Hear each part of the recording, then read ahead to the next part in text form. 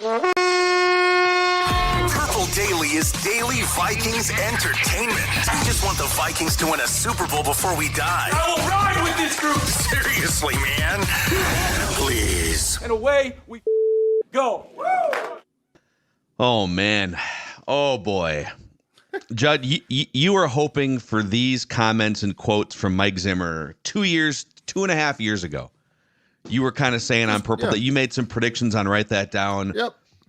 Who is he going to talk to? Is he going to sit down? Is it going to be like a week after he gets fired? Is it going to be a month? What's the platform? Like, is he going to do, because I thought he would do this type of extensive interview after or during his hiatus. So what I thought originally was that he might do what his now good friend Mike McCarthy did, right?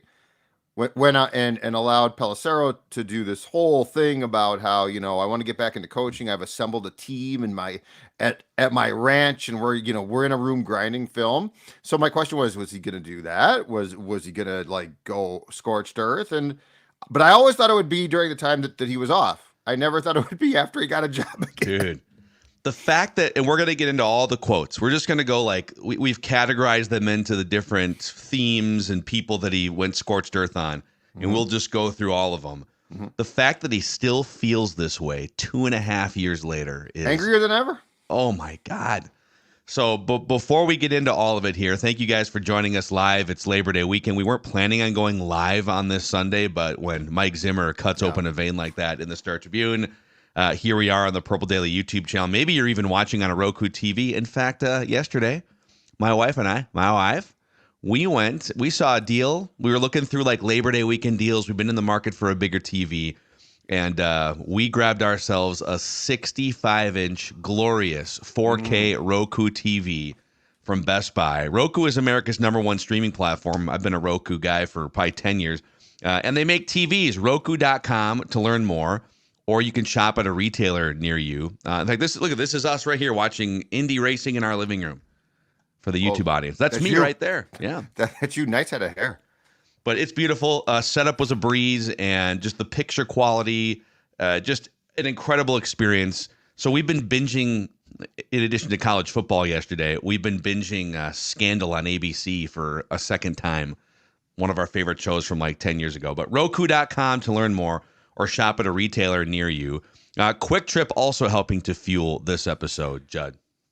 That is 1,000% right. And you know what? Zim, you should have stopped at a Quick Trip, because you know what Quick Trip does? It calms you down. The blood pressure goes down. The smile comes out, because Quick Trip is not just a convenience store. It's a convenience store that's also basically a grocery store. So you can get whatever you want. I'm not just talking snacks. Look at that right there. Those pizzas. What a great selection. Dinner tonight? Why not a pizza? So Quick Trip is not only a great place to stop for that and food, but it's also a great place to stop for gasoline. Quality gasoline guarantee. Quick Trip has that. And if you put the app on your phone, you can do two things at once without doing the second thing. By that, I mean you can pump that gas, and then when you get there, they will bring out what you have ordered from them. Talk about convenience in every sense of the word. That's Quick Trip. Zim, you should have stopped at a Quick Trip. Okay. Zim on getting fired. I'm just going to read. We'll just read through this and we can react. On January 10th, 2022, as Mark Craig from the Star Tribune writes, Ziggy and Mark Wilf delivered the official time of death on the Vikings' careers of Zimmer and general manager Rick Spielman. Zimmer was crushed, angry, sleep-deprived, the rare coaching lifer who had never been fired. Quote from Mike Zimmer, "They asked me if I wanted to address the team," he says, "and I said, hell no. The team got me fired. I can tell you I've not watched one Minnesota Vikings game since that day." Let's just start there. This is just glorious. First of all, kudos, Mark Craig. To be the guy that got this is outstanding. And these are ordinarily the things that go to, the national guys or gals. So kudos, Mark Craig. You did a fantastic job out there in Oxnard, California, where the Cowboys hold camp. So it's not Zimmerman, it's Zimmer. Anyway, okay. Anyway, first thought. You know how sometimes we do shows and pontificate or talk about how we sort of read the tea leaves of what is going on, like right now with Correa, right? I mean, we've had Phil 1,000 times in our time together doing shows where we highly speculate, but we're like, we've been around enough to sort of know how this goes. Everything I read about Mike is everything that, not just us too. This is not just a pat on our back. This is everything everybody thought was transpiring. Yes. Like there's nothing here where I'm like, I mean, there's one small thing, but beyond that, everything is absolutely to perfection what we talked about and what a lot of people did. We knew that he bolted from the building. And we also knew that Spielman, who thought he was going to keep his job, like if Mike thought he was going to keep his job that day, he's crazy. But Spielman thought he was going to keep his job. They did the about face and fired Rick, and Rick addressed the team. So I just think that this shows, just from a starting point, I think that this shows that, it's my personal opinion, that from 2014 through 2017, Mike did a fantastic job when the roster could be constructed like he wanted it to be. But every coach, especially like Mike, comes with a shelf life. The only unfortunate thing is reading this, it is very, very clear that the Wilfs ignored the actual expiration date and decided to take a chance and cook those eggs or drink that milk anyway. Or chew that milk is what they did. They want right. that curdled Mike Zimmer milk. Dude, there was a point in this article, not to jump ahead too far because we're going to hit on everything, but where he says, he makes a joke about winning that playoff game against the Saints because he basically said, I knew that I was expired with this team, and then my biggest mistake was winning that playoff game against the Saints. And I remember we had conversations on this show at the time back because that was the 2019, the 19 season going into, right? They issued a statement, vote of confidence statement, which means you're dead man walking as far as your coaching career. Yeah, but they go on the road. They were 7.5-point underdogs, and they win that playoff game.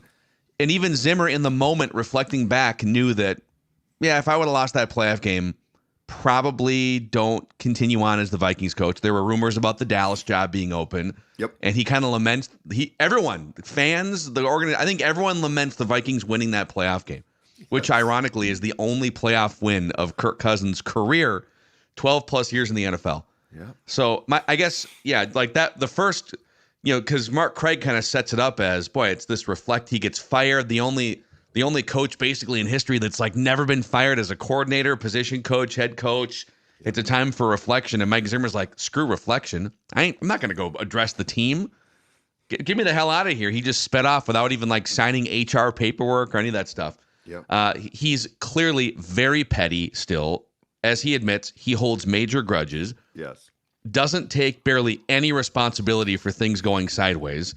A little bit, but like 90% he shifts the blame to other people. Right. But also, he's not entirely wrong about some of this stuff too, as we'll get to. Mm-hmm. So here's Mike Zimmer on Rick Spielman, and Mark Craig sets it up.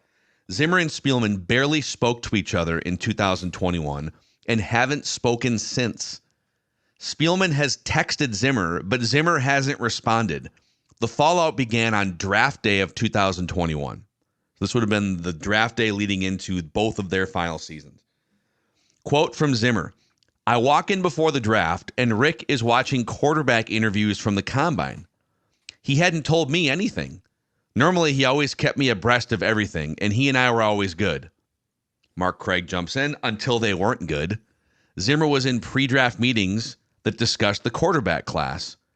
He just didn't like the direction that the draft took, considering the state of his defense at the time. Mm-hmm.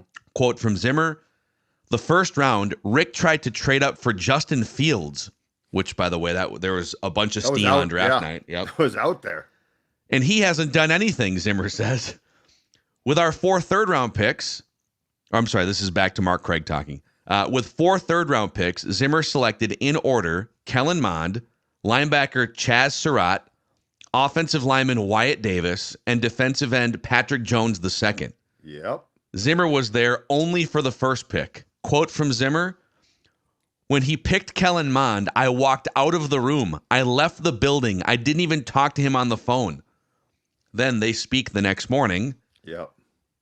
Back to Mike Zimmer's voice. Rick said, you mad at me? I said, yeah. I think you took 4 backups when we had guys on the board that I think were starters. From that time on, it just kind of got worse between us. And I'm not saying nothing was my fault. I'm sure there were plenty of things that were my fault. Your thoughts? Well, there's a few things here. So you're telling me that on draft night, the head coach can walk out and it's almost like not recognized? Like the next day, the GM, like how is the GM not calling his cell phone immediately to be like, I think he knew. I mean, the way it's framed is like, right. I mean, Rick's not going to deal with it in the moment because he's drafting. Well, right. But and then they spoke the next day and Rick said, are you mad at me? But if that's the case, like if he knew, what are you doing? Why is he coach of the team?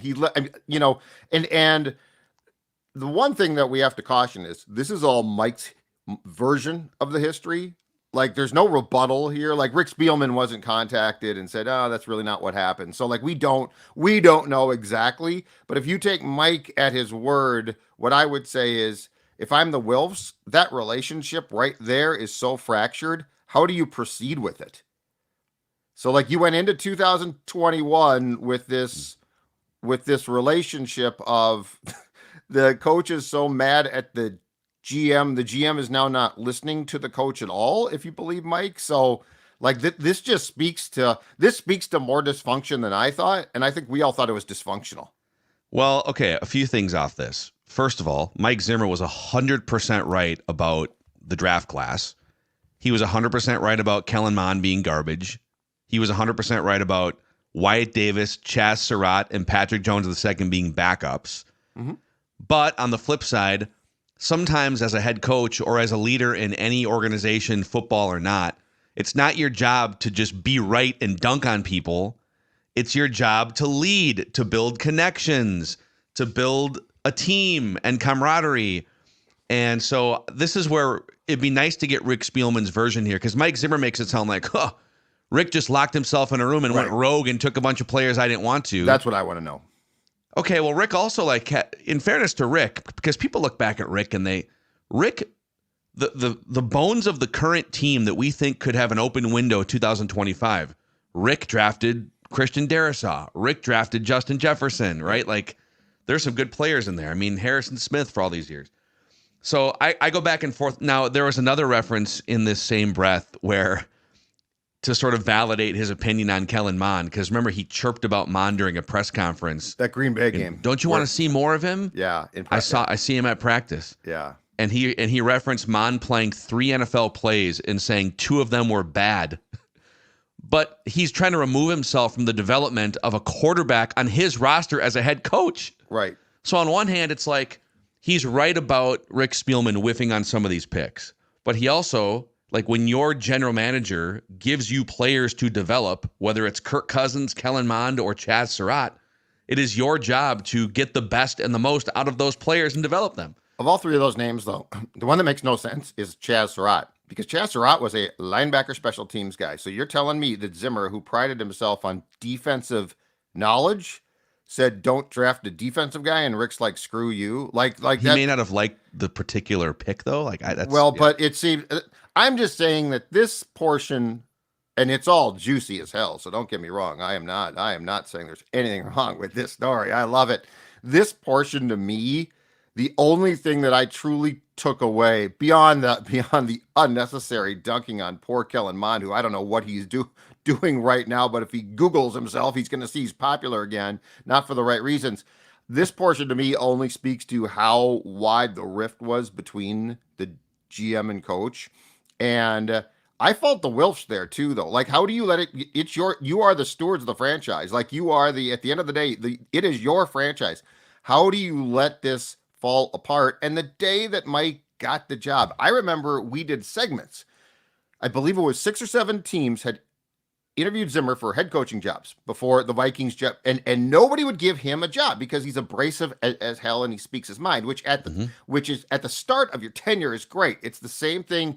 Denny Green, 1992. There's a new sheriff in town. Oh yeah, here we go. Well, and Green had a long time here, but the point is, eventually that part of the act wears thin.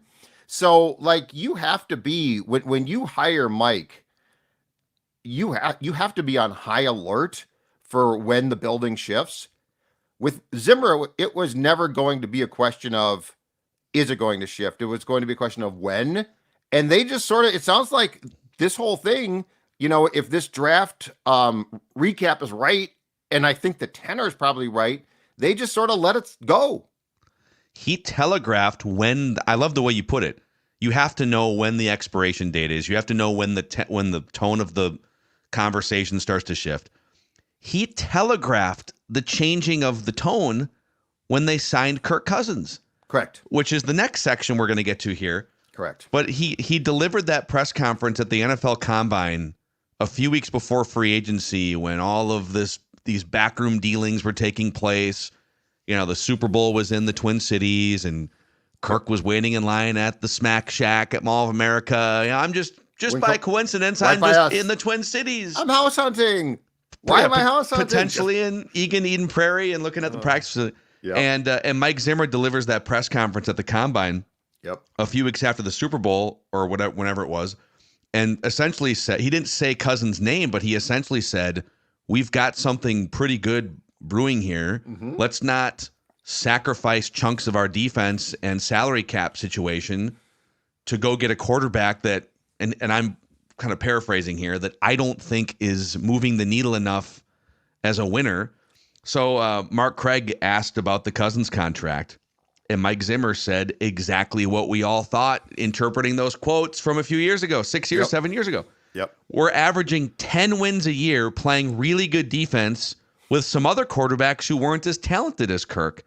Then we paid Kirk a lot of money and ended up having to get rid of some guys on defense and then weren't able to get players that we needed because it wasn't just like who they may have lost from their team. And some of those guys were aging out or what have you.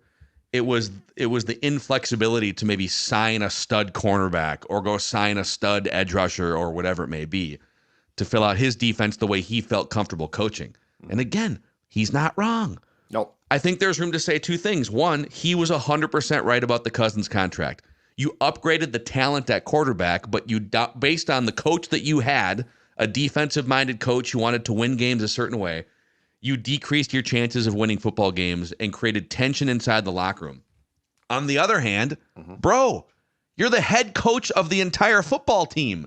And it took you until year 4 to even build a relationship with Kirk for Thursday meetings? But this is where the parting of ways after the 2019 season would have made perfect sense because it was miserable by that point. And what Rick did, and I mean this is not up for debate. Rick decided to pick Kirk over Mike, but he kept them both. So he was basically practicing football polygamy. He was married to two very important people, which is not, unless you're in Utah, legal. So yeah, this is why the 2019 thing now makes such perfect sense. Like when you see these quotes, like there are two, I think the one thing that we've always thought, but it's just crystal clear now, is there have to be two chapters, two eras to Mike's story here, which is 2014 to the Case Keenum magical carpet ride of 2017, and then 2018 to 21. And much like with a band, the first part of it, the band was doing great. It was great fun. And the second part was hell.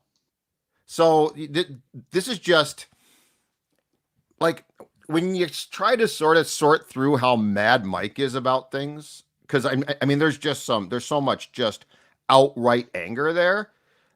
You're right. There's a lot of things he's not wrong about, but it doesn't matter if he's right or wrong. For the betterment of the franchise, the plug should have been pulled. Yeah. And you weren't, I don't think you were going to pull the plug on Kirk at that point. Well, and to your point about the organization, Spielman and the Wilfs, I'm going to lump the Wilfs in.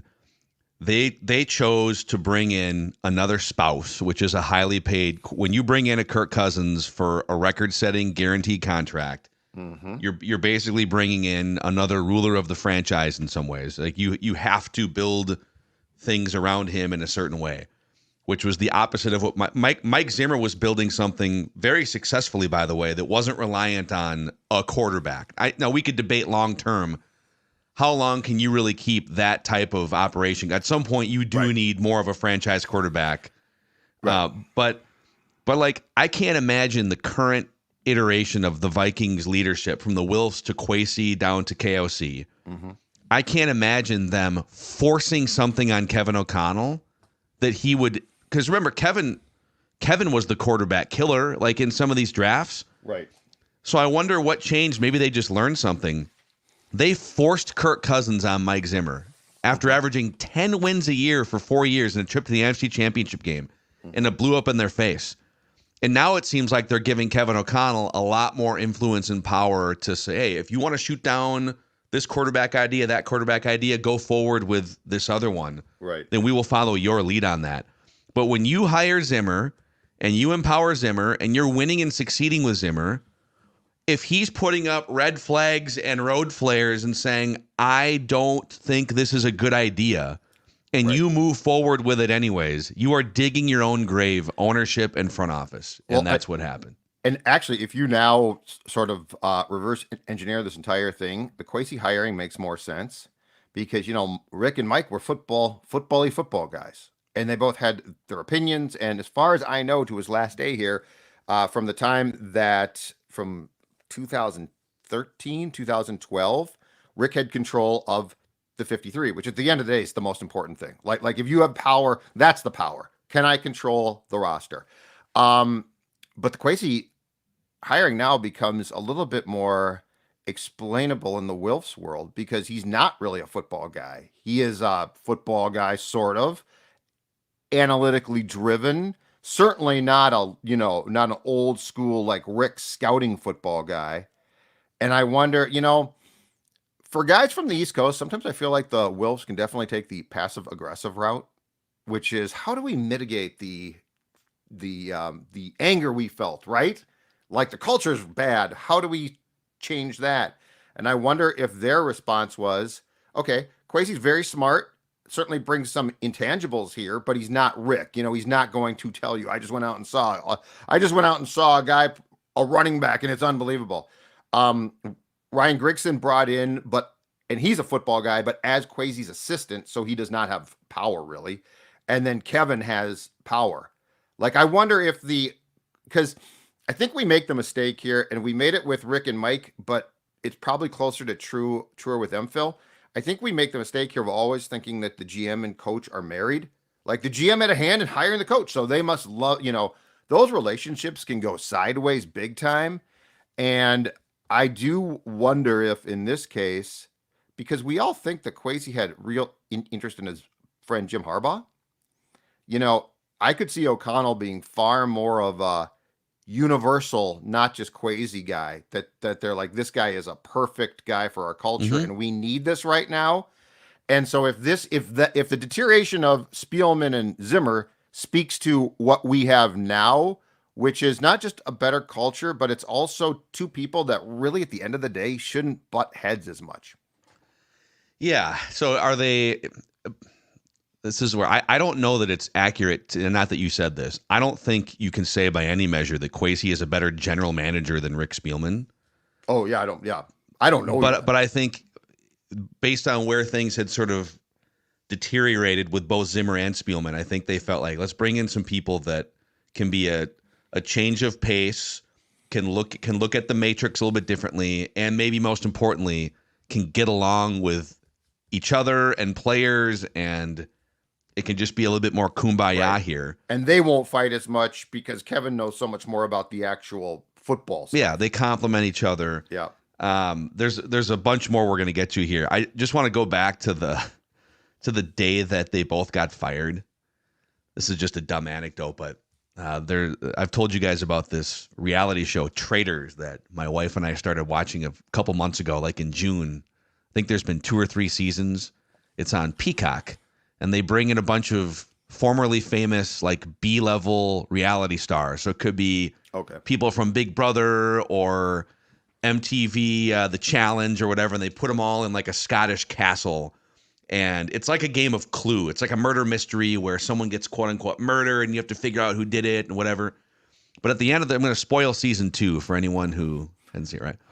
And at the very end, you used to watch some of those MTV challenge shows with like Johnny Bananas and CT? Dawn watched those. I watched the first like 3 years of The Real World. Okay. Yeah, I was a 90s, early 2000s Real World guy too. So on this show, CT from like 20 years ago on the Real World and the Challenge, and then Trishelle, who used to be very famous like 20 years ago. And they get to the final three, and it's CT, Trishelle, and it's somebody else. And CT and Trishelle decided, we're going to screw this other person. But CT had decided, actually, I'm going to screw them both. Oh, The Departed. Dude, it was literally The Departed.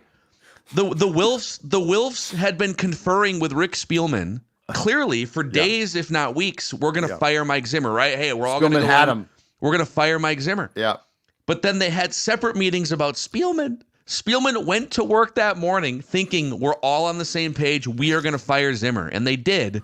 And then the Wilfs turned around and fired both. They capped him. It's just like, The Departed. The door opens up. Bang. And there's Ziggy in his scrubs. Bang. Okay.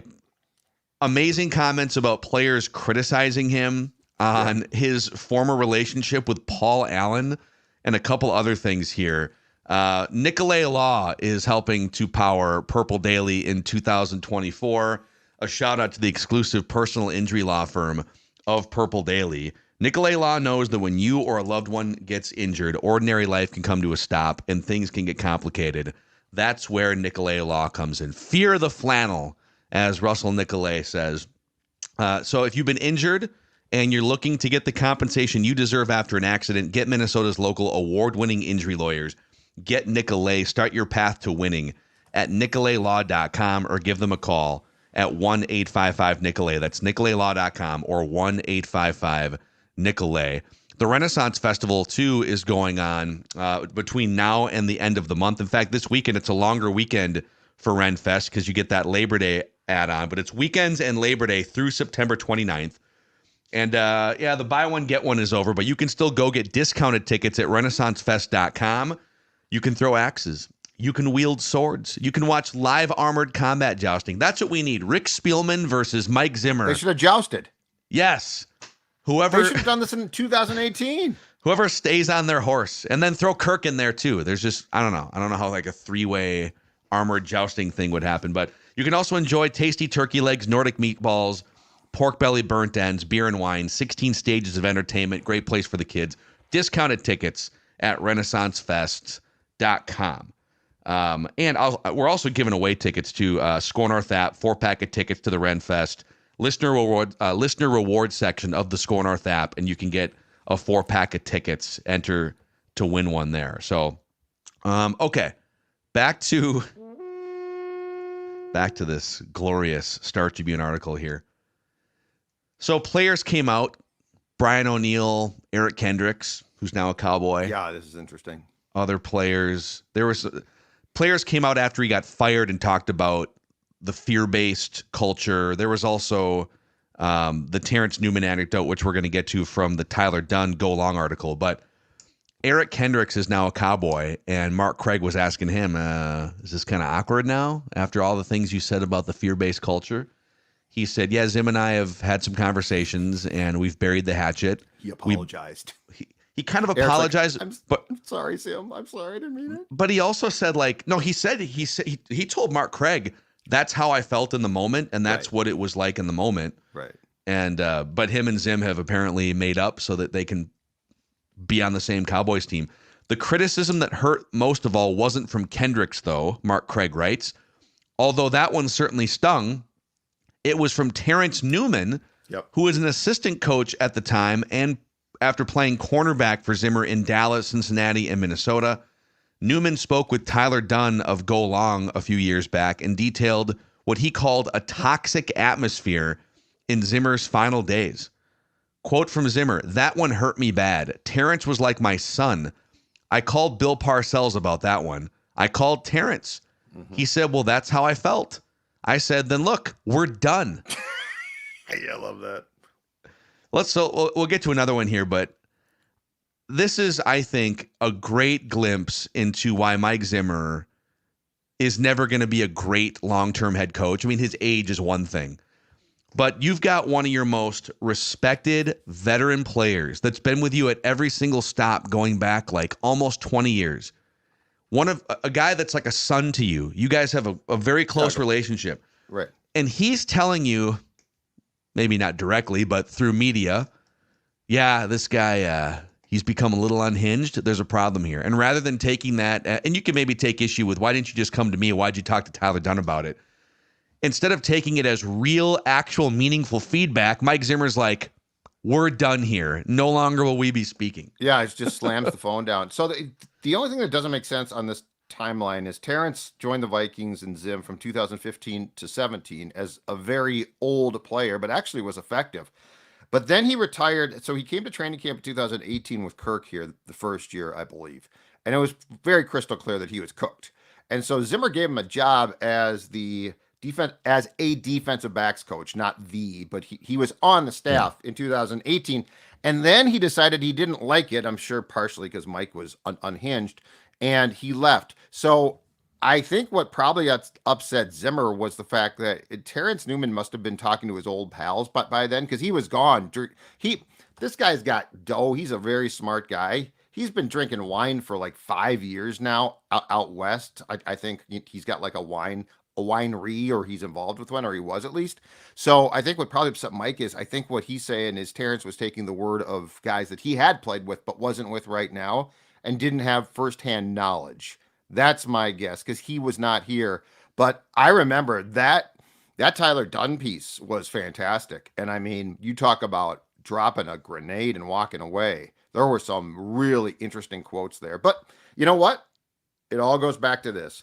The disintegration that had started was now a wildfire and couldn't be stopped. And so it does show, though, that this guy that he absolutely loved, and by the way, Terrence gave Mike a lot as a player. Like, that guy was a really good player, bought into everything that Mike did.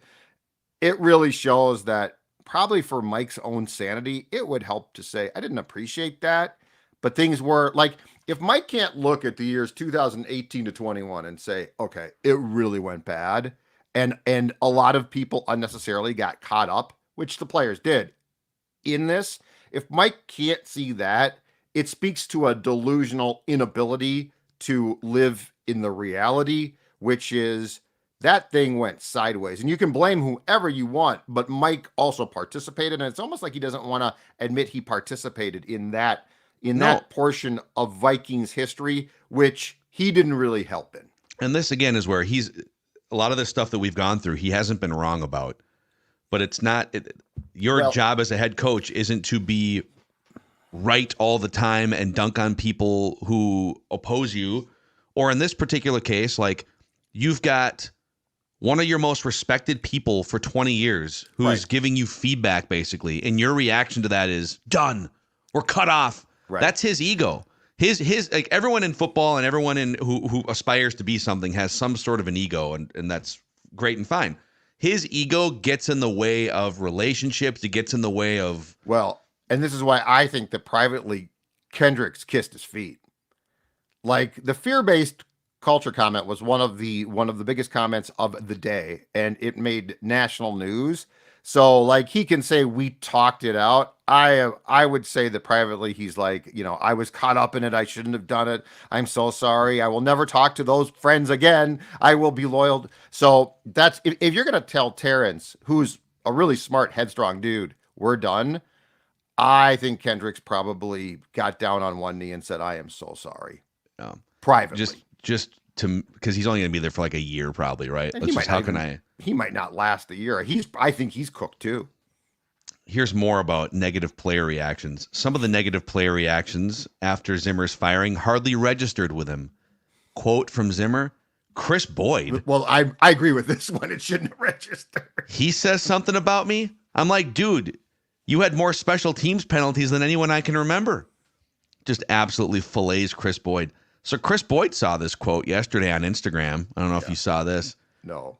And Chris Boyd put up a picture of him and Mike Zimmer. Or let's see here. I don't know. He posted this on an Instagram story. Damn, Zim, crying emojis. Out of everybody on the team, I loved you. Still do, and it won't change. You believed in me, and I'm nothing but grateful for it.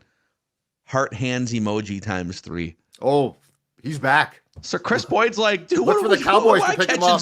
What am I catching strays for? Look for the Cowboys, Coach, pick him up. I'm so sorry, Coach. I'm so sorry. Well, my thing with Boyd too was this, and I think he was popular within the locker room, but he was a backup corner who shouldn't have been playing corner, and he played special teams a ton, and as Mike said, took a lot of penalties. I was always waiting for them to cut him. Like, if you think he takes my retort to Mike would be, oh, okay, you know what? You're right. Why did you keep him on the team? Yeah. Dude, I mean, oh my God. Okay, let's get to his relationship with Paul Allen, Vikings radio play-by-play man and host on KFXN radio. Yeah, very popular in town. So Mark Craig writes, players weren't the only ones to feel Zimmer's sting. KFXN radio personality and Vikings play-by-play announcer Paul Allen used to co-own a racehorse with Zimmer. I think that was public. I mean, it was certainly known behind the scenes. Oh, those Paul guys talked about it. Okay, so he talked about it in his show. Oh, yeah, it was known. Yeah, well known. Zimmer bought him out from that horse ownership. This was not known. After Paul Allen said on air that Zimmer snapped during a famous sideline exchange with quarterback Kirk Cousins, where Cousins went up, he shook Mike Zimmer, and Zimmer went into fight or flight, and it looked like they were going to fight. Yeah. And so Paul Allen said, yeah, Mike Zimmer snapped when Cousins punched Zimmer in the chest, grabbed him and screamed, "You like that," following a last-second comeback to beat the Lions in 2021. And Zimmer says, for the record, hey, I pushed Kirk back pretty hard too, so I will admit that. But, Zimmer says, I just didn't like what PA said. We're supposed to be friends. Why you got to talk about me? Unfortunately, I hold grudges. That's just how I am. So he is no longer co-owning a racehorse with Paul, and apparently they do not speak anymore either. Yeah, I don't personally see how you can do a talk show though and like expect the coach to be your friend in real life. So like I have on both sides. It's weird because like if you're the head coach, dude, I mean he's literally doing a 3-hour talk show with opinions every day, and he knows a ton. Right. So it's a really fine line for Paul to walk, and I think ordinarily he's not trying to walk that line. He is, like he's always been a positive. Duckies and bunnies is one of the mantras of that show going back. Yep. But then on the flip side, this is where, okay, you're going to own a racehorse with a head coach that's cantankerous, that has a temper, probably doesn't have a long shelf life with the organization beyond a certain point. What happens when things go south? Well, you're going to have to go on your radio show and criticize the guy. And like, it's, And like when things go sideways, the advantage that Paul has is when things melt down, he has inherent inside knowledge because he's in the building constantly that he will unleash, that he does not use when things, like if things are status quo, he's not going to tell you the private stuff he saw or the conversations. But and in Paul's defense too here, if I'm not mistaken, I was told the day that Mike was fired, Paul like cried on air or was close to tears. So like, for Mike, this again, it shows the pettiness. And look, I would advise those of us in this end of the business not to own things with coaches. But that being said, too, it's not like Paul like danced on Mike's grave ever. And for Mike to say, I hold, why you got to talk about me? Well, Mike, I got to be honest. The guy's got 3 hours to fill on radio. Well, and is talking about the Vikings for 85% of that chunk, right? Which he should be. So another thing here too, just it's two things are very obvious. Mike Zimmer, one, has been a great defensive coach throughout his career. The second thing that I think is obvious with some of these quotes, and he thinks he's making it better on himself, I think, by doing this and talking to Mark Craig. But he is one of the most thin-skinned, insecure head coaches or recently fired head coaches in the entire league. Bro, you're picking a fight with the radio play-by-play guy. Right. You're clowning on a special teams on your sixth cornerback. Well, anyone for clout for yourself. But what are you doing? But for 2.5 years, he has held all of this in his mind. Like this is a payback list. Chris Boyd could be a star or a special teams guy. It doesn't matter. He remembers everything that anyone said that he cared about. Like guys like us, he doesn't care. nor should he. But I mean, this is not, it's not as good. Not unlike when Denny said there was a cabal of sports columnists in the Twin Cities trying to get him fired. Like, it's like, you would be amazed, when it comes to coaches and players, the amount of guys that can't take it. It is really incredible. Do you think Kevin can take it? He hasn't had to deal with a ton of it yet because I want to talk about that when we're done with this, because I think there's a whole different O'Connell discussion here. Okay. But this is so good. I got one more category here, and then we can go wherever else we want. But on whether Zimmer would ever be a head coach again, Zimmer doesn't think he'll get another head coaching job. He's not even sure he wants one. Quote, guys with worse records than me have gotten second chances, but I don't see it happening because of my age. And now teams also want whoever can coach the quarterback. It is what it is. Yeah. You think? Wait a second. So I love these defensive. I'm going to lump Brian Flores in here a little bit. They're different people and whatever, right. But like Zimmer, Flores, they're just so put off by the notion that you would have to roll up your sleeves and have a conversation with a young quarterback or a veteran quarterback. Yep. That just the amount of annoyance that I'd even have to spend time on that side of the practice field talking to these guys. It's the most important position in all of sports. And I mean, listen to this quote. And now, of course, teams want whoever can coach the quarterback. Yeah, dude. That is correct. It has nothing to do with your age, bro. Nothing to Pete Carroll was 72 years old and a defensive guy, by the way, and embracing Geno Smith. Let's try and squeeze some life out of Geno Smith. It has everything to do with this. It has everything to do with that quote. And where the Vikings got very, well, it's sort of their own fault, but it's unfortunate too. Where they got very unlucky is this. Spielman, who admitted a year ago on Sirius, where he now works, that I would still have my job if I could have found a quarterback. The reality is, we can debate Teddy. We can't debate Ponder. We can debate Teddy. But beyond that, like Kirk was literally just a Hail Mary pass of, I can't find one, so I'm just going to sign one, to the first fully guaranteed contract in the history of this league. And Mike was like, and this is where the whole Mike thing, I would love to hear Mike talk about this a lot more, the Teddy thing. Because you'll never convince me that Mike couldn't stand Teddy. I think he loved him. I think he loved him. He did love him. Yeah. Right. But I'm saying, I think the Teddy thing influenced Mike on quarterbacks going forward after that day. Like, I think it changed his quarterback life. It did. It changed everything because as much as the main theme of this article, I would say if you're ranking all the themes, the main theme is the falling out between Rick Spielman and Mike Zimmer. After 4 incredible years, they didn't win a Super Bowl, but they built something foundational for those first 4 years, and then and I think Teddy had gone down like a year and a half, or it was before 2016. So Teddy goes down, but they still pick up the pieces. 2 years later, they go to the NFC Championship game, and they're still getting along for the most part. If Teddy had stayed healthy, that was a central pillar that both Spielman and Zimmer agreed on. They both loved Teddy, right? And then chapter 2 was, yes, I think that they both saw him not as some outstanding QB, but as a guy that could rally the team and was maturing and would have been good in their mind, right or wrong. But then chapter 2, and this is where it gets interesting. Like if you were to really go through the history now, okay, Teddy goes down, and he doesn't just go down. It's a catastrophic non-contact, could have lost his leg. Like it was the Vikings. And then, and I will always defend this.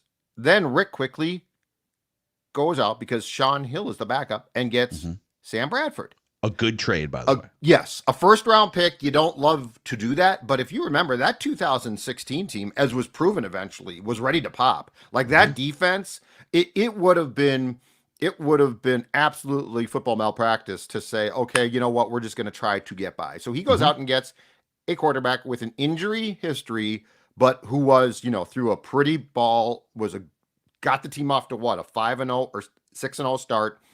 And if I recall correctly, Mike talked about after the 2016 season at some point in time, he went down to wherever Bradford was, and like they went out to dinner. They talked extensively. Again, Mike trying to, and I'm sure in Mike's world it was difficult to build a bond, right? So let's say the bond is built. And so now it's like, okay, we got a quarterback now. Because Teddy's career is certainly almost not going to be the same. So, first game, 2017. Sam Bradford starts. They beat the Saints, if I'm not mistaken, on a Monday night. And Bradford is marvelous. And then we mysteriously see, but he's hurt now. And I know that Keenum, that team was a lot of fun and really good, and Keenum played well. But hell, we in studio said this probably can't last. And so, Bridgewater into Sam, I think there was a real mental toll done on Mike there. I think Keenum was the mental toll. Like I think Zimmer loved, and I've heard too, just from like Booney, Jeremiah, Cyril's, like those guys played with Bradford. Bradford was beloved, and then the knee gave out. Zimmer never fully bought into or trusted Case Keenum. Oh, right. Which is why he made all those sideways comments all year, even though he won 13 games, and then they didn't entertain, what was it, like $18 million a year on a 2-year contract? They didn't even entertain him on a discount coming back. Which I didn't disagree with. So, and this is where I will side with Rick Spielman. Okay, so football, tragically, Teddy Bridgewater goes down, and he's never going to be the same. He was a career backup. It was a miracle that he even came back a couple years later to be a backup, right? Right. You go get Sam Bradford. His knee blows up. Okay, well, I guess his career's over too now. What do we do going forward, Mike? Let's talk about this. Case Keenum just let us. He was along for the ride and made some nice plays for a 13-win team. Do you trust him? No, I don't trust him. Okay. What do we do? Well, what do we do? Well, Lamar Jackson was sitting there at the end of the first round. I don't know that Mike, it took a lot of revamping of Baltimore's offense and the way that they schemed. Would Mike have been able to get as much out of Lamar Jackson as Baltimore did? I highly doubt it. Let's say no. So Rick is sitting there thinking, well, we've got a team we're literally competing at the top of the NFC Championship game. 2 years ago, we won 11 games. Like, we got to find someone. We can't just go draft someone, right? So he goes and gets the only option available because there aren't quarterbacks in free agency. He goes and gets Kirk Cousins. Mm-hmm. And Mike disagreed with it. But it felt to me like, in reading these quotes, okay, Mike, you're pointing out a problem. You don't want Kirk Cousins. What's your solution? Right. Because you don't want Case Keenum. But we can't put Teddy Bridgewater in that spot. His knee is not ready. Right. But that's my point. I think that he thought I invested so much in Teddy. And sorry, dude. Yeah. And then I invested in Bradford. And you have to remember his patience, and this is a problem. This probably should have led to his dismissal earlier. His patience with quarterbacks was not high. And so I think when Bradford went down, he's like, what the bleep? I don't have time for this anymore. And then Keenum, played well. But to your point, it wasn't, and Mike's point, it wasn't sustainable. And then I think that's where the disintegration of the relationship with Spielman really, really starts. Mm-hmm. Mike, look, it comes across two things.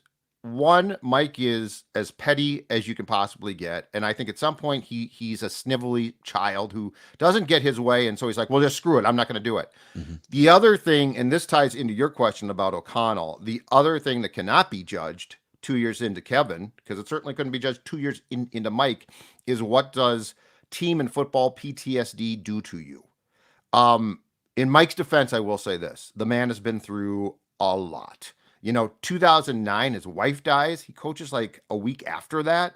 Mm-hmm. And that's terrible. That's a terrible loss. But then as far as his coaching career here goes, you think about like Teddy's leg blows up. Blair Walsh misses a chip shot, field goal, as simple as it gets. 2016 was a mess. Mike, and it makes more sense now. So if I'm not mistaken, were they 5-0 in 2016? Yeah, 5-0. Inside the building, they all knew it was a house of cards. Okay. But they were 5-0. And then they lose to the Eagles, and Mike goes up to the podium in Philly and calls the offensive line soft, which is a sacrilege. You cannot call an offensive line soft unless you basically want to lose your team. And so if you look at, and Mike contributed as well, but if you look at to like the spiraling of where things went, and then in his mind, Cousins, and all of the behind the scenes stuff that takes place that we don't know about. But, the great quote that Mike gave a long time ago was Parcells flat out told him there will be something every day on your desk you didn't expect. There will be a fire to put out every day. Some people are built for that. Some people are not. Mike is, and this probably relates directly to Brian Flores. Mike is probably a really, really good coordinator, which is what 7 other teams said. And at first, Mike was fine. And just to be fair to Mike, 2 years into Mike, we would not have been having this conversation about Mike. So I think O'Connell is wired very differently, but I also think that it's unfair to say that he's going to be fine because, again, the PTSD, right? I'm sorry, but when you get a call in early July in the middle of the night that wakes you from your sleep and a player is dead, that, that's all going to accumulate to, that becomes very difficult. And then there's things like JJ McCarthy, just mysteriously, or not, he's seemingly healthy as hell. He's 21 and his meniscus goes. So like, this is where I think with Mike, certainly at that time, and now with Kevin, we have to give this time, because what does the accumulation of all of this seemingly what I would just call, hardships and crap do? How does it impact you as a person and coach? Because there is no question it impacted Mike. Again, there's so many conflicting things here, paradoxical things, in that Mike Zimmer, record-wise, was a very successful NFL head coach. He didn't win a Super Bowl, but he was a damn good top 10, top 12 NFL head coach. If you lined him up against all the other Vikings head coaches, Bud Grant is number 1, but winning percentage, Denny Green, I think you'd put number 2. Yep. But he's very solidly in the running as the 3rd best Vikings coach in history. And it's kind of a miracle that he had that much success and managed to last 8 years with all of these cantankerous personality quirks. I will say this, with the tragedy he's been through, his wife, his son, I can see how he has a very cynical view of the world. I can see how he lacks patience. I thought maybe he'd have some more perspective on relationships with some of these tragedies in his life. I hope that he does really well as a coordinator in Dallas. Some of this stuff is infuriating, but I also look at him and all the things he's been through, and I can sort of see why he's wired the way that he is. I'm legitimately rooting for his success as a defensive coordinator in Dallas. And he's going to be geared up for that Falcons game whenever that game takes place. He's going to dial some stuff up for Kirk. Some blitzes coming. There'll be some double-A gap blitzes. Yeah, you like that? But it is more evident than ever that the decision to fire him was 100% the right decision, probably should have been made several years prior. Yep. And that Kevin O'Connell, regardless of what his win-loss record winds up being, has a much better temperament and a much greater ability to work with the most important position in all of sports, quarterback, than Mike Zimmer ever did. And to me, those are 2 great reasons to replace Mike Zimmer with Kevin O'Connell. Now, Kevin's got to prove it now, going through some adversity. You got to find some solutions, and you got to find your way back to playoff contention. Right. But yeah, like all of this, Zimmer thinks he's defending himself in this article, but all of it is validating why the Vikings made the decision that they did. And also, Zimmer's not entirely wrong about the things that he is thumping his chest about. Right. The problem is that it's just all him. It's basically, and this is what made Mark's piece so good, it's basically 2.5 years of pent up being pissed off, just all coming out at the same time. It also now is more clear than ever why Jim Harbaugh did not get this job. They didn't want anyone who resembled odd coach. They didn't want anyone who they thought, and I do think that Jim was blocked by the very top too, like the team president, the Wilfs. Like, I think at the end of the day, if Kwesi had gotten his guy, it probably was Jim, because he knows him. And the great pop with Jim, as we both know, is he's gonna come in and probably win immediately. But this is where I think Jim Harbaugh would have been a great hire, because Jim Harbaugh is a relationship builder, and Jim Harbaugh works really well with quarterbacks. Both guys are a little old school. Both guys have a hard time maybe getting along with like ownership and superiors. Right. So that they do have similarities in that regard. Right. But if you were looking for someone to build relationships and work with a quarterback, Mike Zimmer couldn't do either one of those things at a high level. Jim Harbaugh does. Kevin O'Connell does too. Right. Without as much of a proven track record. But Jim will piss upwards. Yep. So like if Jim doesn't like something, he's going upstairs, which by the way, I admire greatly. That takes guts. But I don't think they want any part of that anymore. And so, and Kevin will see, because there's, we've already seen the adversity start, and it's just going to continue. There will always be something. But yeah, Mike, my biggest takeaway was at the end, after that San Francisco playoff loss in 19 or 20 at that time, they all probably should have gotten together and say, this has run its course. Let's trade him to Dallas for a 3rd round pick or something. Right. Yeah. But if they do that, Rick is still here, and would that have been the right thing? Like, who would have Rick hired next? Like, there's a whole alternate history thing now, because I think that Rick probably does not get fired then after 2021. Yeah. Oh man. Hey, Federated Insurance. Great company if you're a business owner to partner with. Federated's been around since 1904. They're like having a great offensive line for your business. Keep you upright, focused on safety, protection, risk management.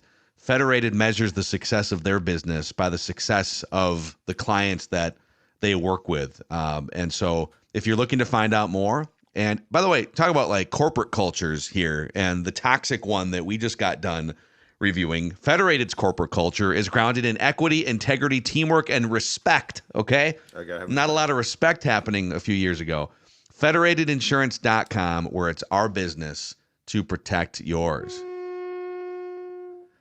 Wow. I think there's going to be more tentacles to this, because I think there's going to be some players who are like Harrison Smith is still around. Brian O'Neill is still around. There's another tail to all of this. Yeah, I'm curious, because both of those guys publicly are pretty quiet guys. I think their stance is publicly. I'm sure they'll talk about this a lot privately, and probably did yesterday. I think their stance is, hey, it's done, blah blah blah. I want to hear from Spielman. I'd love to know, and Rick is Rick. Who knows? He might just be like, it's between Zim and I don't want to talk about it. But I'd love to hear from him. Number one, I think that would be great. I'd love to hear from the Vikings. The one thing that Mike did that I could see not sitting well, so like a lot of this that Mike vented about, the Vikings can just say, well, you know what? Things happened, it didn't go well. We're just not going to comment. The one thing that he framed that if I'm the Vikings, I would have taken really, was he basically said that one of the reasons his son died was because he got fired. Yeah, that he was down in the dumps. And look, yeah, okay. No, but that felt tragic, but that's not fair. Yeah, that's not on the team. I mean, if sports teams, thought that through, well, we can't fire him because, so I just thought that was an unfair shot. And Mike's son wouldn't have had that job if Mike hadn't been the head coach. I objected to that because, look, it is tragic and it sucks. And your wife is dead too. So I am in no way saying that you shouldn't be really upset about it. But I don't think the Vikings have anything to do with this whole thing. I think, and again, I see why. That dude has been through a lot. Mike Zimmer's been through a lot of tragedy, but Mike Zimmer views himself as a victim of the world in a lot of ways. Yes. And it couldn't, this horrible thing that's happening to my football team couldn't possibly be a reflection on me. That would be too difficult for my ego to confront. Right. There's a little narcissism in there too that is sprinkled throughout this. But again, he told a lot of truths in these quotes as well, and there's room for that. So. This dude it needs, and again, not being flippant, therapy. Or another racehorse. Maybe another racehorse. Just don't buy it with Brad Sham. Don't buy it with Brad Sham. No. Sports Dad's not in. Brad Sham, the longtime voice of the Cowboys. If you're watching this, I'm warning you right now. Don't buy a nag with Mike Zimmer. He's the Sports Dad, Judd. I am Phil, and this was sort of an emergency live edition, Labor Day weekend edition of Purple Daily here. Daily Vikings entertainment. We just want the Vikings to win a Super Bowl and get along with each other before we die.